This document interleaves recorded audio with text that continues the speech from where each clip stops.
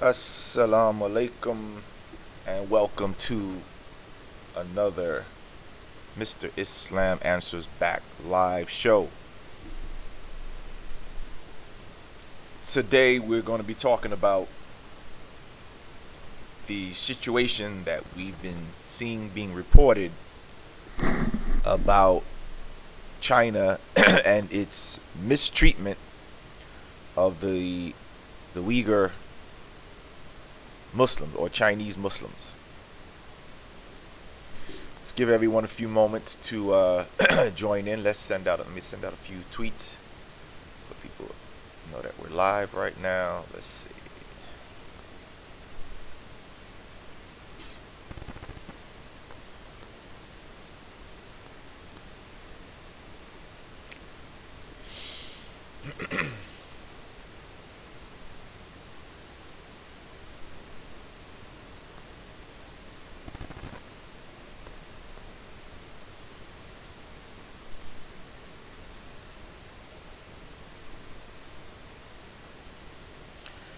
Wa alaikum salam. I actually just started.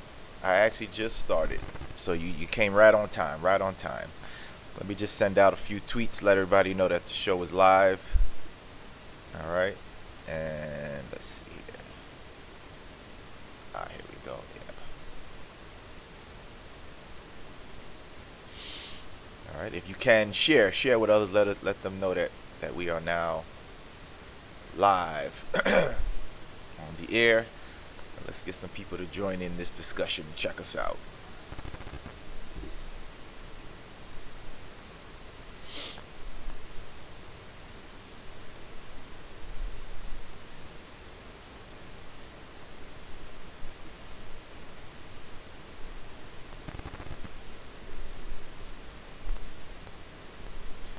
So you caught us just in time.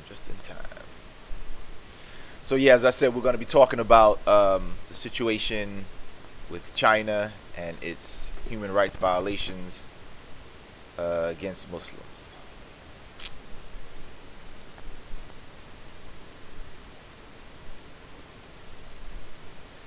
All right, so let's just give it a few more. We just want to give a few moments to get everybody to join in. If you can, send out some tweets, share it, let everybody know that we are now live.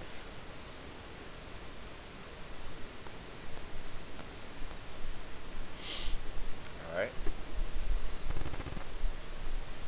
I'm just sending out a couple of tweets to get the word out and let everybody see that we're live.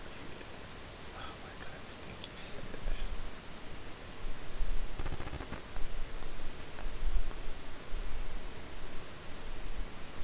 Sending it with the old picture, man. Come on.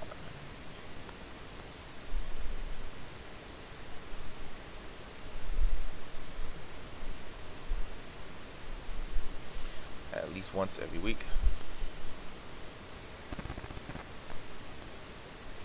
Yeah, I'm trying to do that. I'm trying to keep the shows going as best I can, inshallah. So yeah, I definitely want to do that too. I want to try to keep the shows more consistent as well.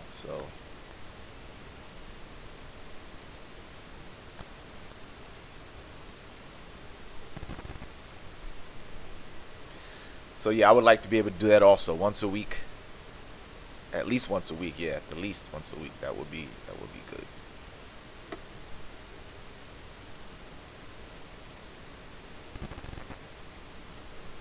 So like I said, we're just putting out some tweets. And then we'll get started in a few moments.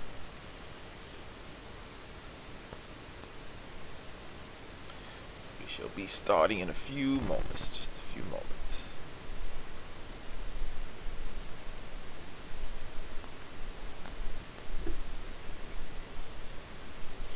So if you can share it as well and get some people in, invite people on your list or your friends list, let them know that we're live.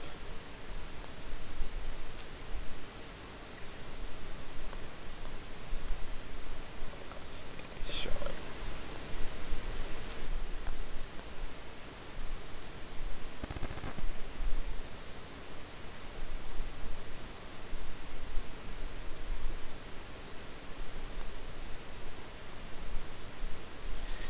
showing the old thumb. Why is it doing that, man? I'm trying to get it to show the current thumbnail that I have up there.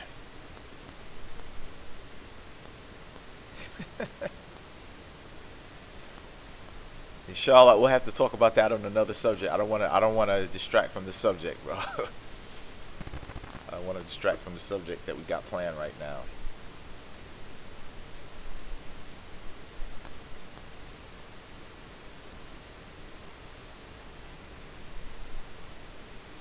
Different subject for a different day, bro. Different subject for a different day.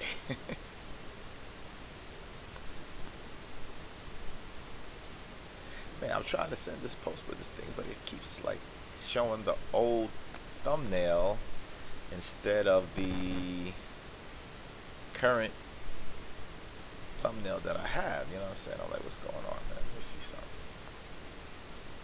Let's see what this will do. Let's see. Let's see.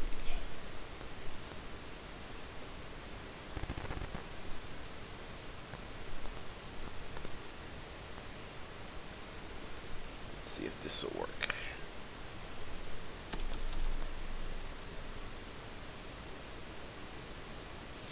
All right, let's see how this goes right here. Still showing that.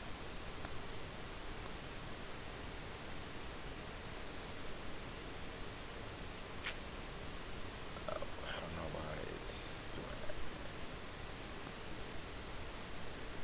Alright, what if I just posted the, let's see.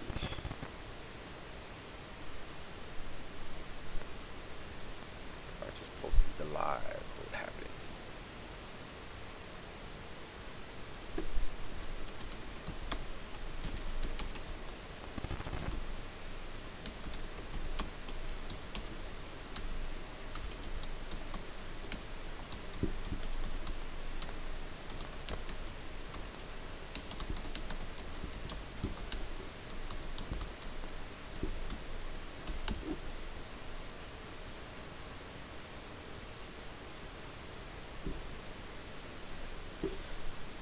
All right, all right.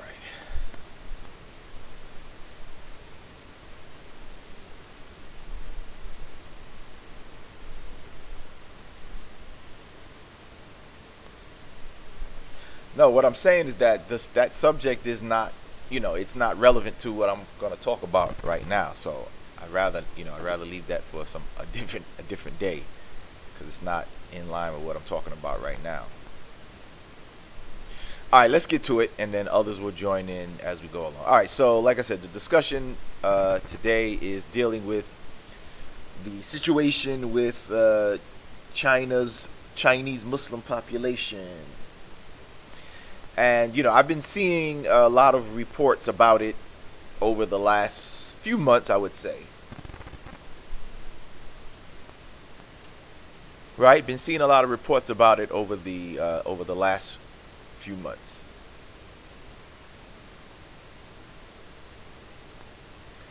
And so I decided finally to say, you know what, let's go ahead and talk about this. We're like I said, we always give a lot of attention. I mean, as Muslims, I'm saying, Muslims, a lot of attention is given. Most of the time, it usually seems like the Palestinian issue is usually the area of, mistreatment of Muslims that gets the most attention. And, over the last few years, there have been, of course, the case in Myanmar with the Rohingya Muslims being, their human rights being violated, they're being mistreated, oppressed, etc.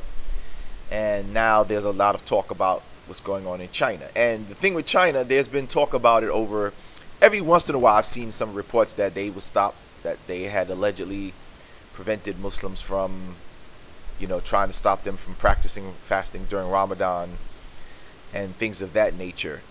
And so within this last year, I would say that I began to see more reports of human rights violations in China against Muslims. They say they have this this camp, these camps where they're putting Muslims in,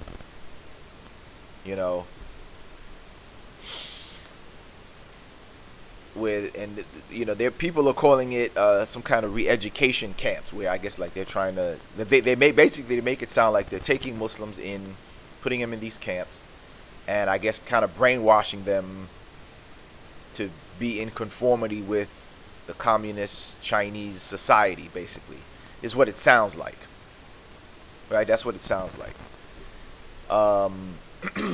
So, you know, these are the reports that I've been seeing coming out, you know, and basically even from the people that they've interviewed, people who I guess were former interns from the camp, people who had been in these camps, this is what they're saying as well. I was just watching a video on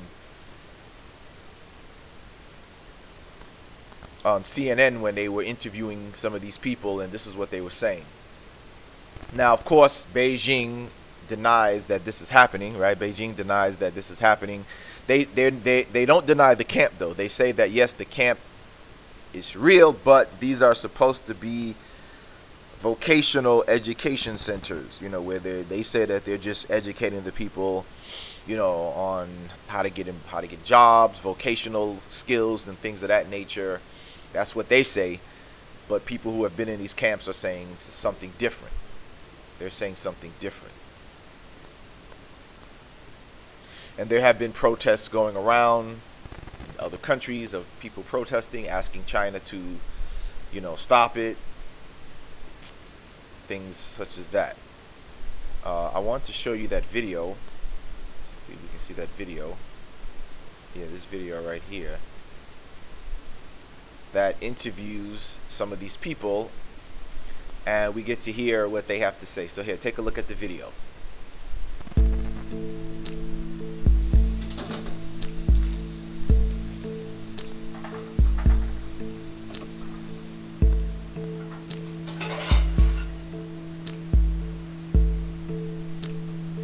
무슬만은 조유 керек, 무슬만ның жазуын, мұсылман киімін бәрін жоғалту керек. Жаңа бір ыңғай Қытай болу керек деп жоспарлаған.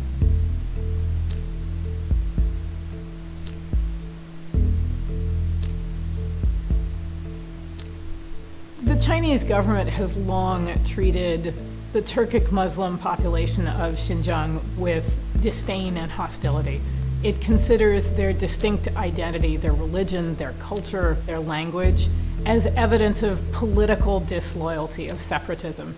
And since the new party secretary, Chen Chuanguo, came to power in the region 2 years ago, the authorities have stepped up their strike hard campaign. Let me stop the video right there too.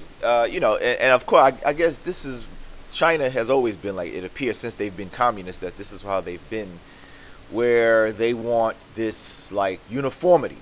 You know what I'm saying? Like, I mean, technically, I mean, you know, I guess I can sort of understand, but when it's to this point where you're so repressive that you want everybody to be in lock and step, you know, and you don't want any distinctions, then, you know, this becomes very repressive and very oppressive. So, you know, this is what it seems like their agenda is. You know, they don't want any, you know, religious distinctions and anything like that. And so it appears that they are trying to erase that, as you saw the Muslim man, the Chinese Muslim brother speaking, that they're trying to eliminate that. They want to erase that. They want to brainwash these people into, you know, some kind of extreme loyalty to the, as they say, to the party, to the communist way, to the, you know.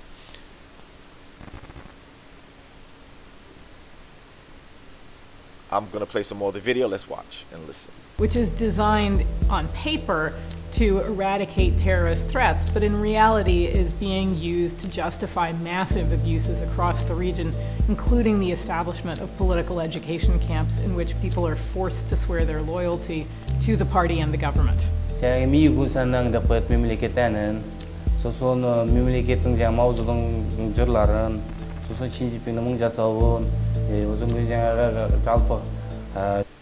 Yeah, you see stuff like this where,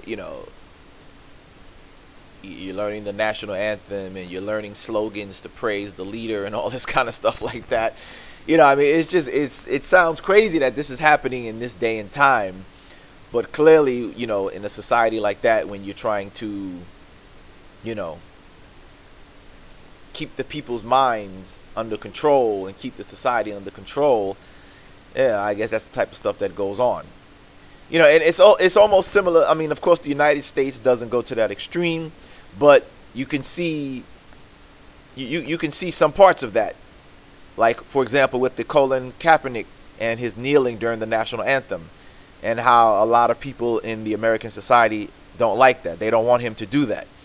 So although it's not to the extreme of China, where, they're forcing you to learn it and stuff like that, you can see, though, that mentality can be found in other societies, even one such as the United States, which claims it is democratic and such, and the right of the individual. But yet, clearly, you could see that here in America, there would be people, if they were in power, would do the same thing China does. Force you to sing the national anthem.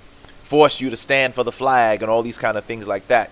So although, like I said, it's not to the extreme of China, but as you can see, that type of mentality can be found around the world in many countries. It's not just the Chinese. They're just taking it to a whole different extreme.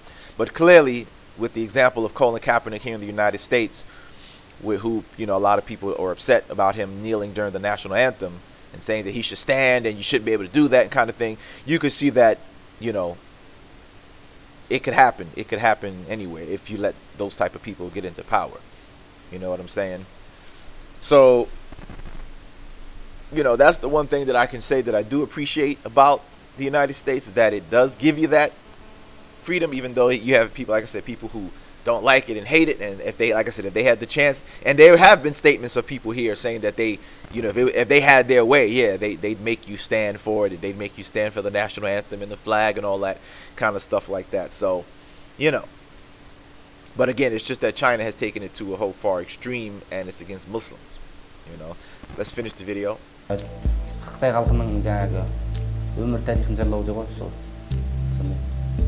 There may be up to 1 million people being held in these camps, and it doesn't seem to matter that there's no legal basis for arbitrarily detaining people and forcing them to go through this kind of re-education. Yes, Brother Charles, you're right. Yeah, I mentioned that earlier. Yeah, that I remember that I had seen the stories and the reports about how, yeah, they were stopping them from practicing Ramadan, forcing them to eat and stuff like that. So yeah, so that's taking it to a whole different level of extreme. You know what I'm saying? But that's communism, and especially Chinese communism, where communism is supposed to be anti-religion. Although they claim to allow people to have these religious, have their religious freedom. But again, these reports, I've seen these reports here and there throughout the last few years, and now I'm seeing a lot of reports about these camps that they're putting Chinese Muslims in. So, no, China is not a democracy, as far as I know. No, they're communists. Now, as far as people voting, though, I don't know if but a lot of countries claim they allow people to vote. You know what I mean? A lot of countries claim that they allow people to vote, even though they're communist or whatever the case may be, So, I don't know if that really proves anything.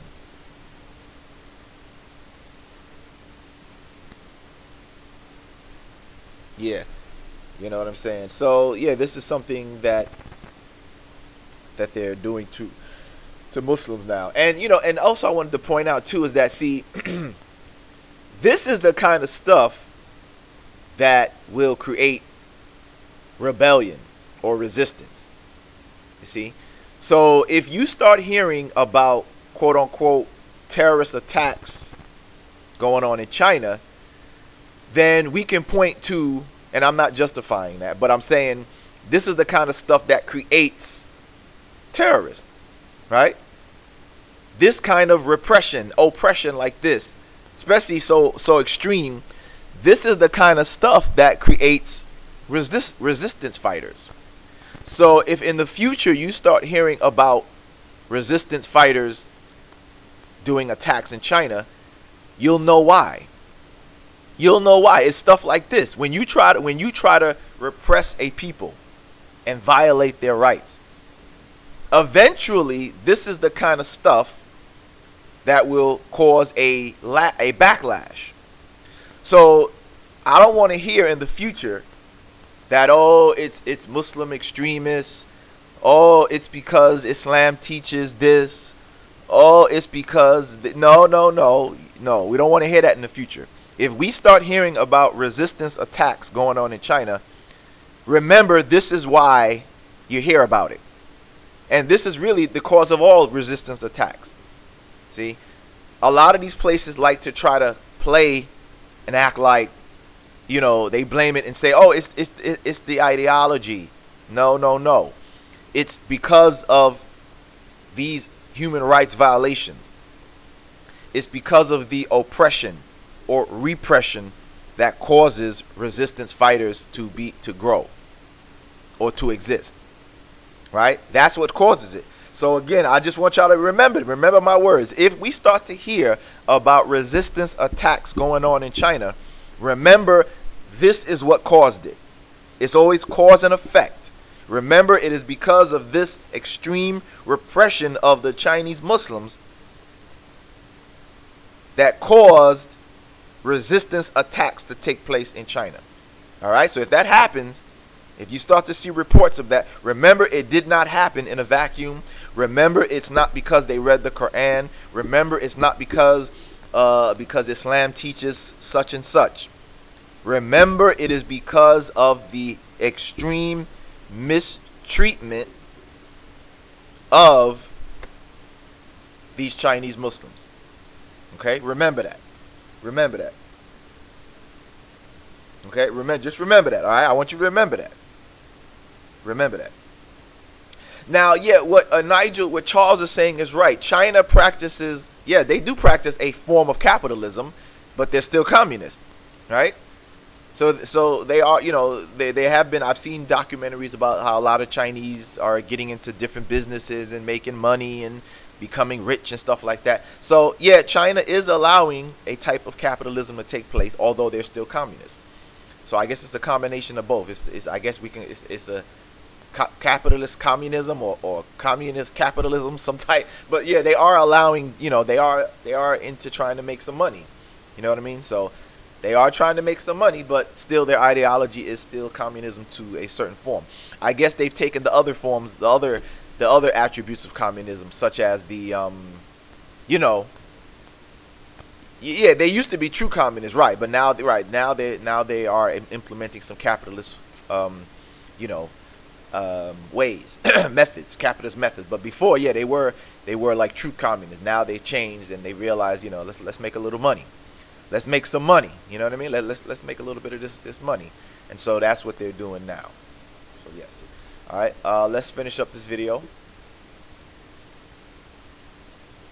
Барлық үйден бәріне түрмеге кіргізіп ешқандай себепсіз алып кеткен. Ешқандай көрмедім да, не бір дауысын естімедім. Сонымен ол аз деп өнің қойын, мына 13 жастағы қызымды да саяси үйренуге кіргізіп кетіпті. Our recent research shows that life inside the political education camps and life in Xinjiang in general are actually not so very different. Бірақ бізде дінді қыса бастады. Хижаб таққандарды, мындай оранғандарды шетінен ұстай бастады. Қазақ тілін өтпейтіндіктен ұрпағым Қытай тілінде жаңағыдай өтетіндіктен кейін келешегі ұрпақтарымыз Қытай болып кетпеу үшін келді. A number of scholars and journalists have described Xinjiang today as being the contemporary police state. The region is awash in security forces, in checkpoints, metal detectors.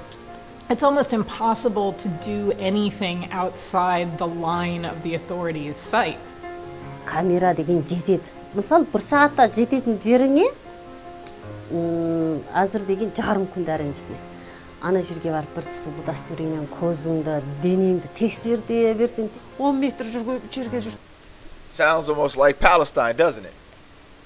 Sounds like Palestine, what the sister was just talking about, all the checkpoints, and you got to stop and show your ID and stop at the next checkpoint and all that kind of stuff. Sounds like what's going on in Palestine, what the Israelis are doing, doesn't it? Right? But if you told the Israeli that, they would be like, oh, no, we're not like China. But here you see the same kind. But see, that's what that's all about. That repression, this is what takes place all around the world. Countries that want to repress their people or repress a group of people. So notice it's the same tactics that they use, right? It's all the same tactics. And a part of this is also psychological. This is also to psychologically make you feel trapped, make you feel like you have no way out. All the cameras everywhere, the checkpoints and all that, right?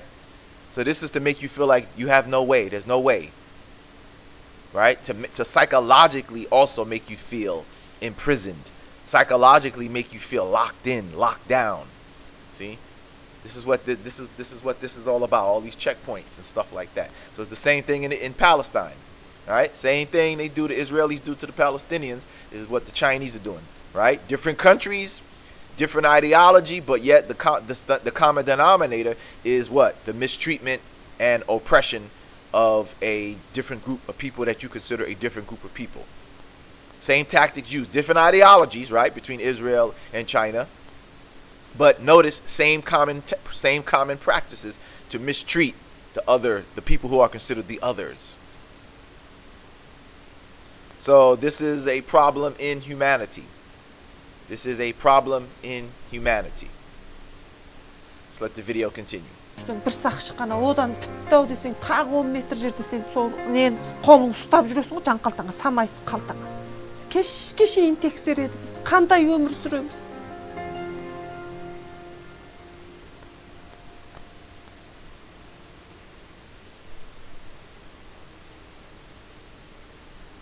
All right, that's the end of the video right there. So yeah, it's a very serious situation.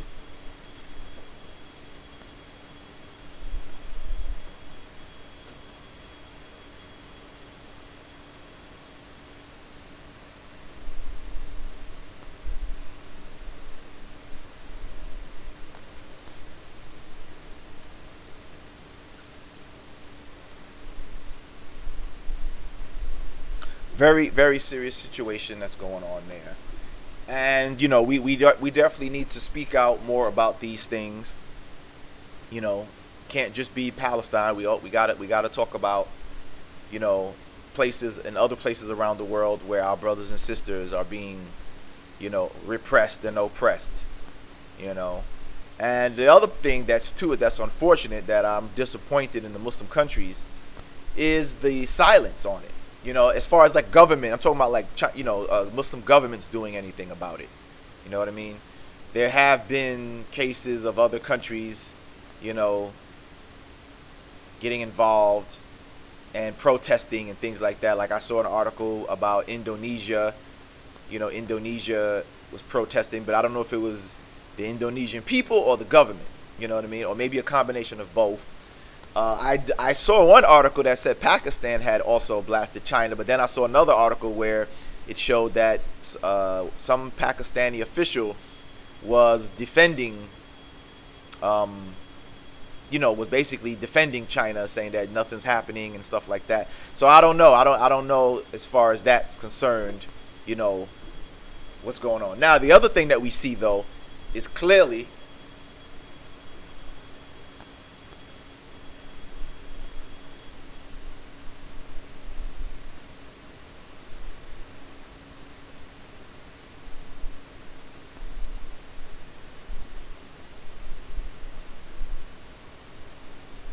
I'm sorry, but the other thing that we see clearly is that the other Muslim countries seem to be silent. You know what I'm saying? Like, many of the Muslim countries, I haven't seen anything. I haven't heard anything from them. You know what I'm saying? I haven't heard anything from them. Whether it be Iran or Saudi Arabia or Egypt, Morocco, Tunisia, Algeria, Dubai, UAE, like it seems like they're quiet. Even Turkey, I don't even know. I haven't even heard if Turkey has said anything. You know what I mean? So that's the unfortunate thing there, that the Muslim countries don't seem to be saying anything or doing anything. You know what I mean? So, you know. Oh yeah, there you go. Yeah, so, you know. Well, and you see, Raftash, that's the issue. You see, this is why Allah, you know, and that's why that verse in the Quran is so important, where Allah speaks about don't take these people as your protectors, your walis, because that's exactly what happens. When you got somebody feeding you and taking care of you, right, and you rely on them, and when you if they're doing wrong, you're more likely not to say anything because they're taking care of you, right? They're taking care of you. Like you said, they're doing a bunch of development, right? Billions of dollars of development in Pakistan. So because of that, now, unless you got to really have a strong level of integrity to take a stand, even though you know that these people are taking care of you, right? But see, that's why Allah says don't do that, don't take them, because this is what happens. If you rely on somebody else to feed you, to protect you, to take care of you, when it's time for you to take a stand against them or speak against them, you might not likely do so, because you don't want to lose that support, right? You don't want to lose that support. You don't want to lose that feeding. You don't want to lose that protection. So Allah says, don't take them as your protectors, your guardians. That's the wisdom in that, and we see it. Like you just made the point, right? Exactly. What do we expect Pakistan to do? And China is funding billions in development there. Exactly.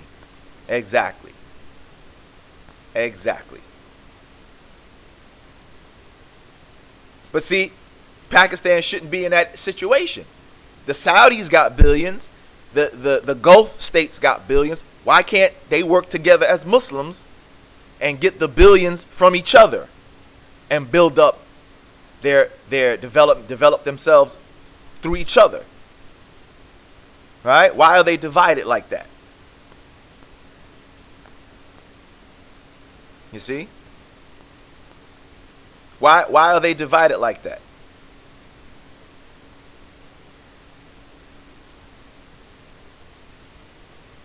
Yes, that's what I'm saying, Nigel. Exactly. So that's the shameful part of the Muslim condition today, or at least the Muslim so-called powers, those who run Muslim countries. This is the horrible condition that they're in. Nothing was done about Myanmar, right? Nothing was done. Nobody sent troops or nothing, right? Nobody sent troops. What the hell were they doing? Waiting for the West to do something? The hell with that. Do it yourselves. Right?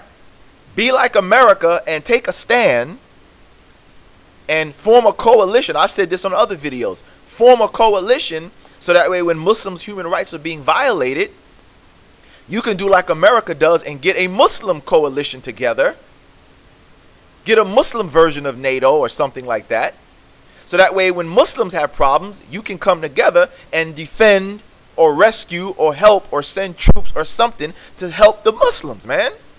But they're not doing that.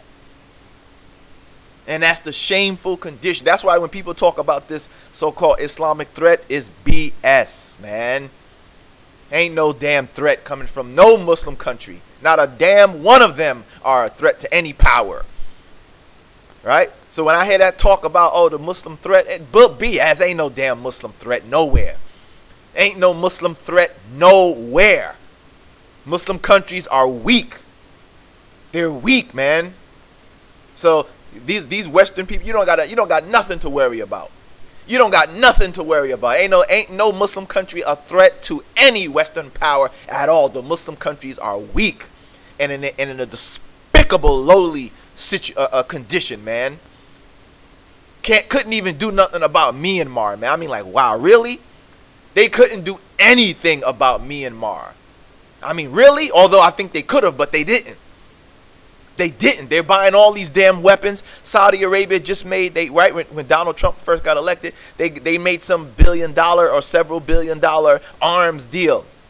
So you got all these arms, and what the hell is it for, man? What is it for then? right? What are you buying all these weapons from America and from the British and France? You buying all these weapons for what? Just to keep your ass as the kingdom? Just so you could stay in power as a king? What the hell is that? That's what you buying all that stuff for? But you're doing nothing to help Muslims who need it? They could have easily sent troops to Myanmar, man.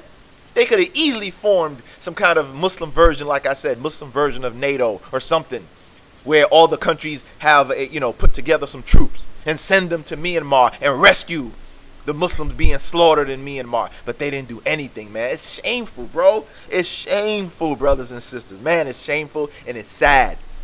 Again, that's why when I hear these idiots over here in the West talking about global Muslim domination, man, stop it. Stop it. Stop it. There's no such thing that exists. No such thing that exists, man. Y'all need to stop it. They just need to cut it out. If you look at the Muslim country, look at it with reality. There's not a single Muslim country that poses any threat to the West, and probably will not for the next 100 years or more.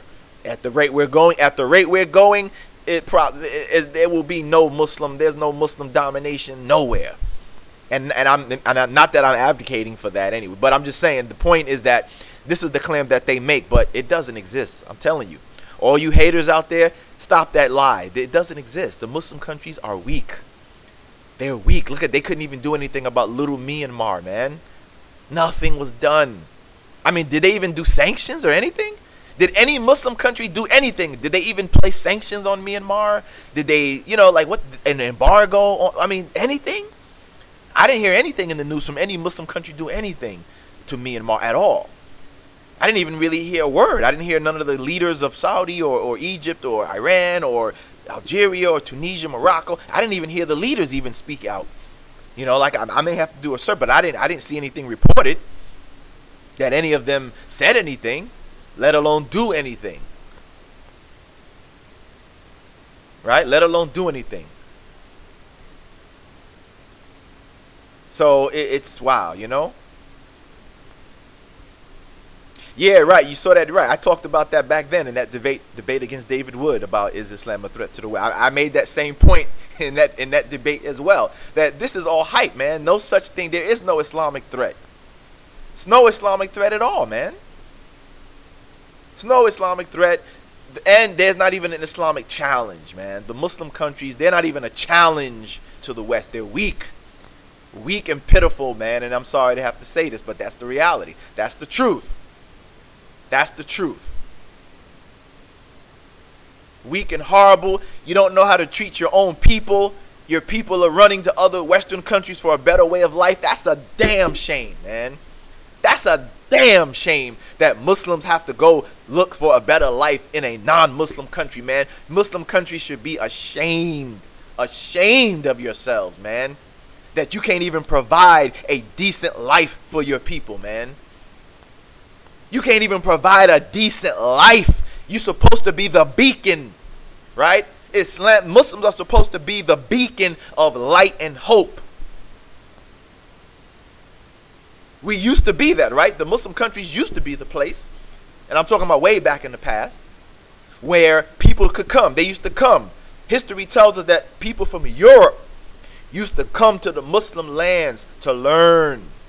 They used to come to the Muslim territories to learn about the sciences and things like that. We had education. We had advancements in science and technology in Andalusia, Spain, in Timbuktu, even in Iraq, ancient Iraq, not ancient, but in the Iraq in the past. When the Muslims were there, there were institutions of education, universities, knowledge, in all these different places. From, like I said, from Spain, when the Muslims had control of Spain, down to Africa and Timbuktu, to the Middle East and Iraq. And now it's the opposite. Things have turned around, and now Muslims have to run to non-Muslim countries to seek a better life, to seek a better living, man. It shouldn't be that way. It shouldn't be that way, especially now that you're not under colonialist control. I could understand when you were under colonialist control, right? When you were under colonialist control, I could understand, because they were obviously, you know, keeping your country at a disadvantage. But now that you're all free and independent, now that you got billions of dollars in oil money, what the hell is the problem?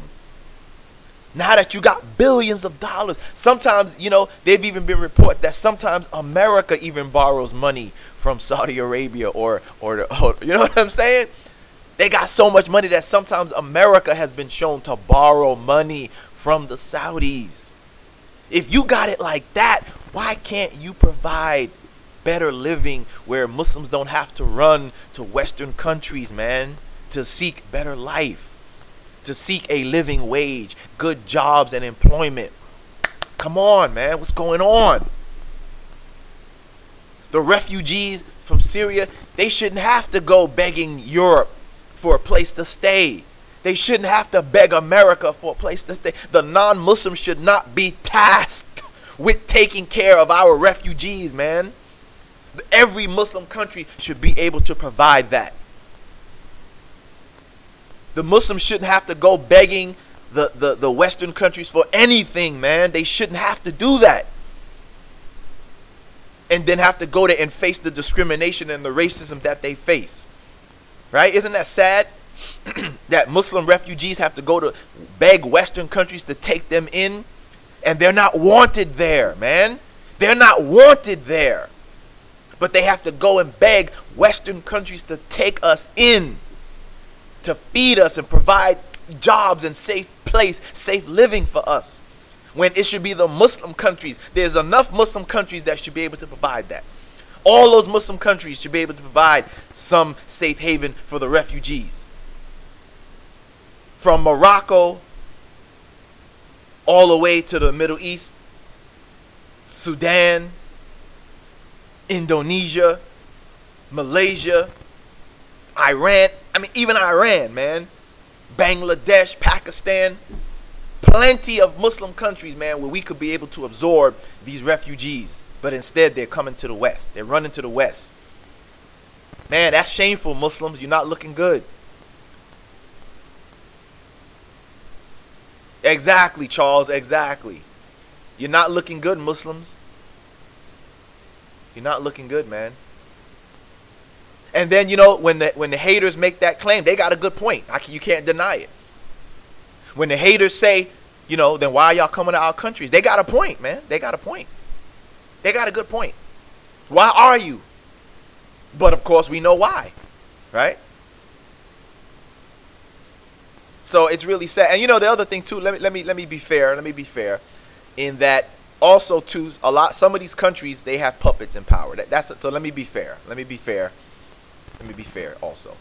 That some of these countries also, the reason why they can't provide for their people or provide safe haven or help Muslims is because some of these leaders that are in these Muslim countries are puppets.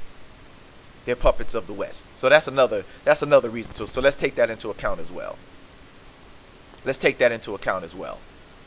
That some of them are puppets that have been placed in power. Because they know, the West knows that they will do the bidding of the West. They know they will repress their own people. Right? That's the tactic of the West too, to put puppets in power who will not act in the best interest of their own people. Right? They've done that before too in South America. So it's not just with Muslim countries. They've done that in many countries where they want to, their former colonies. They've done that, where they'll make sure that a puppet person gets put into power who will benefit his Western benefactors, but will mistreat his own people. He will repress his own people for the benefit of his Western controllers. So let's also take that into account. So it's a combination of both.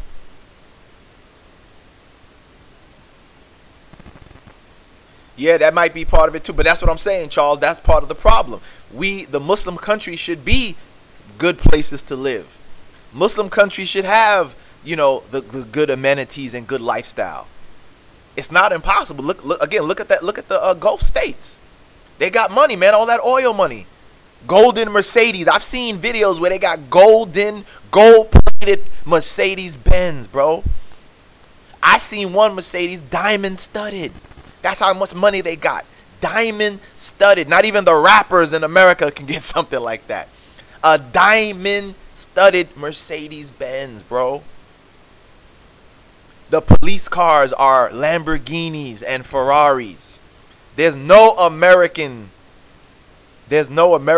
state that has Lamborghini police car, man. None of them, not a single one. But in Saudi Arabia, they got Lamborghini, man. Lamborghini police cars, yo. That car costs $200,000. So that lets you know the kind of money that they got, right? So those amenities they should be able to have in Muslim countries. But a lot of times they keeping that money for themselves. So it's pitiful, man. It's really pitiful. It's a shame on the Muslim nations that they are powerless to do anything to help the Muslims in this day and time.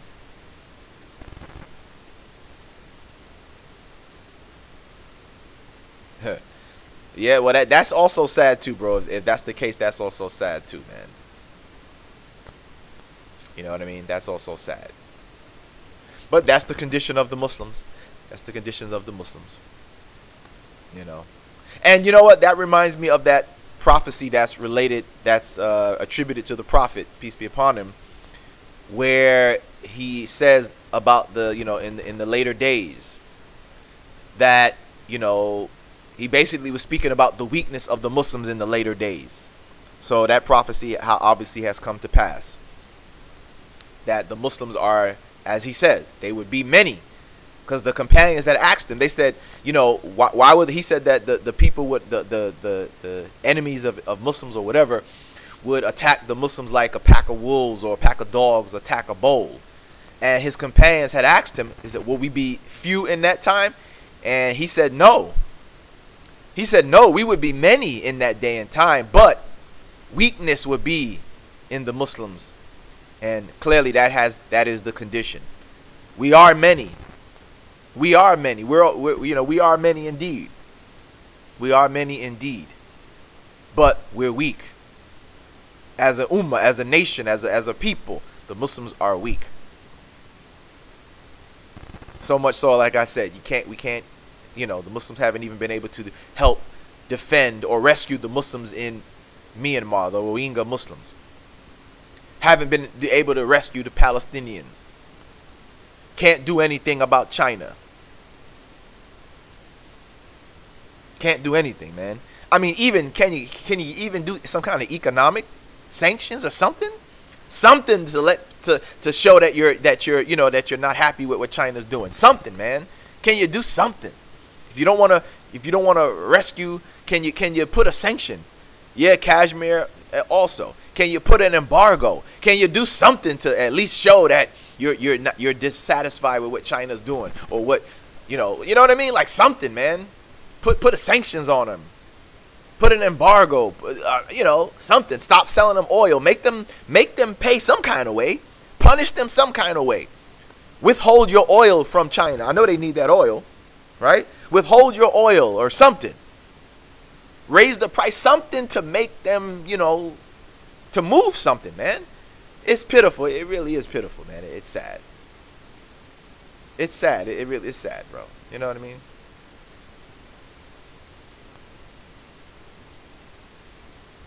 Yeah, it's sad. It's sad. So, what can we say, man? I guess like I said, that prophecy was related to the Prophet, that's what he predicted would happen. Even the thing about, people have been talking about that too, even that one about the building tall buildings, right? That's happening. I saw a video. I already knew it was happening, but there's a good video that I saw where literally that's what they're doing. The former desert people, Arabs of the desert, are now building tall buildings all over the place in the Mideast, right? In the Gulf states especially. Dubai, Saudi, they're competing for the biggest building. Right? So that's true. That prophecy has come to pass. That has come to pass, that they are the people who were known for traveling through the desert as nomadic people are now building tall skyscraper building bigger than the West has. Right now the tallest buildings are not in the West. They're in the Gulf states. They're in the Gulf states.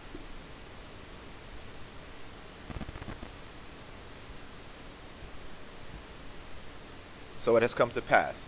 But yes, the Muslims clearly have bad leadership, inefficient leadership, right? Inefficient leadership.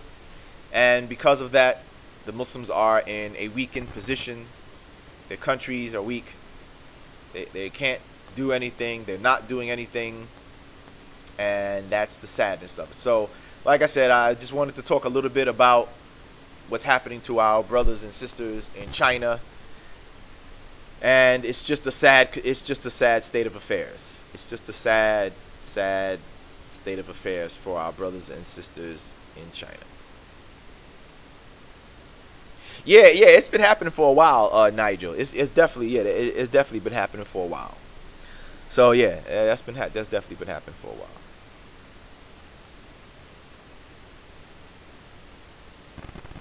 Really? I didn't know that, Charles. They have the territorial rights to the water in Somalia, monopolizing the permits to dominate the fishing. Wow, that's crazy, man. And that's another thing, too, although this is a little bit different. But, yeah, China is also getting a foothold in Africa as well. There's been a lot of stuff going on with China in Africa as well. And I'm like, man, you know, it's like Africa is going to be colonized all over again this time by the Chinese. Right? Centuries ago, they let the Europeans do it. Now the Chinese are coming in and they're colonizing with a new form of colonization. It's a new form, right? So even Africa now, even the rest of Africa is having the Chinese come in. So on the one hand, yeah, they're helping with the development and stuff, but what do you got to give up to get that? What do you have to give? What do you have to do to get that development? And so again, I'm wondering, you know, I mean, I understand Africa has been in bad condition due to colonialist, you know, destruction of the continent. So I get that, but can you try to get yourself developed without having to get, you know, like hand yourself over to China? Like, you know what I mean? Can you do it in a different way? Can you do it in a different way? Can you get the money in a different way? Can the countries in Africa somehow work together and help each other build rather than having to, you know, basically hand yourself over to some other foreign powers who may not have your best interest, and which puts you in a disadvantaged position? Because from what I'm seeing, this is kind of putting China in control of Africa. It's putting Africa in debt to China.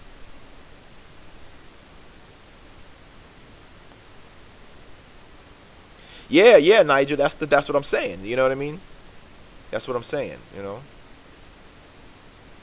Yeah, exactly. China is getting a foothold in Africa, and yeah, before you know it, they're going to be the next superpower, probably.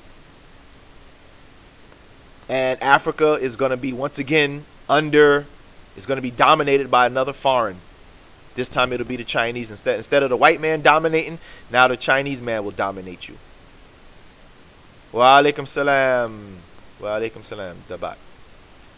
You know what I'm saying? So that's what's going to happen. That's what's going to happen, and it's sad. I had hoped to see Africa free and independent, but it looks like they're going to be now dominated by the Chinese. Exactly, Charles. Exactly. Yep, exactly. So Africa, I don't know why Africa didn't get it. They should have learned their lesson from what the Europeans did. They should have learned their lesson from what the Europeans did hundreds of years ago. But clearly they have not learned. Clearly they have not learned. Now they are dominated by... Now they're being dominated by the Chinese. Sad. Sad. You know, it's very sad.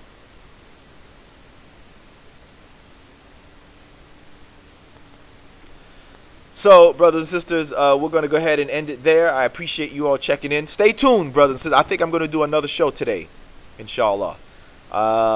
It's going to be about a theological issue, me refuting another hater's claim. It'll be about me refuting another hater's claim. So stay tuned. Inshallah, I may do it later on, sometime later on today. Before I sign off, remember, if you like to support our platform, you can donate to the links in the description of the video. You can donate through our website. You can donate through PayPal. Also, I'm still looking for people to become more Patreons. So you can also sponsor us through our Patreon, as I mentioned in the last show I did a few weeks ago. That if you become a patron, you can support or sponsor our platform on a monthly basis. You basically make a pledge to whatever dollar amount you want, and you will be able to support our platform on a monthly basis, which will enable us to be able to, inshallah, do more shows and do more programs and inshallah expand our work.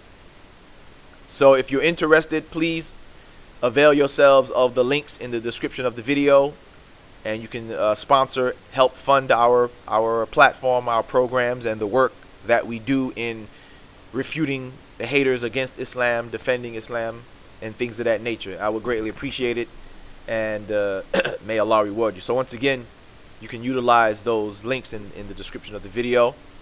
We also have our book available, our ebook available on Amazon. The book is entitled He Never Was God, How Scripture Shows Jesus Was Fully a Man and Not God. Available on Amazon. You can either order it, the physical copy, or you can get the ebook.